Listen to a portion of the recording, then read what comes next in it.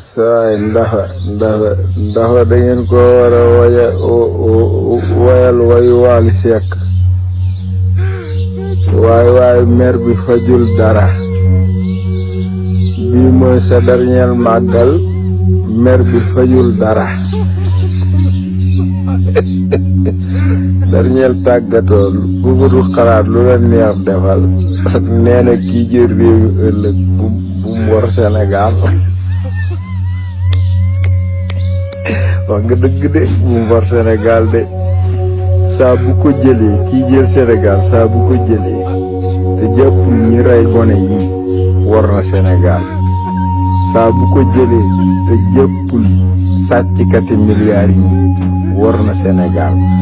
saa bu ko jëlee te topput sa famille ak sa famille ñi nga jël ñëpp ñu entouré la su leen toppul war na Sénégal wax nga dëgg de bu mu war Sénégal de nee na réew bi du ko bàyyi ci loxo yi koy yàq ci loxo yi koy yàq la nekk di ñun réew mi kay li ñu bëgg mooy génnee ko ci loxo yi koy yàq yóbbu ko ci loxo yi koy defar waxagoo sa soxla de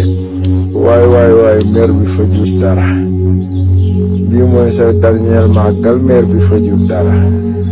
te na la leer ne Touba moom doo fa delluwaat naan da ngay tàggatoo dernier tàggatoo déedéet parce que da nga fay def trouble à l'ordre public te dañoo war a liggéey réew mi waaw même tu vois na nga fa def sa dernier tàggatoo da ngay dem laa wax yaayay jooy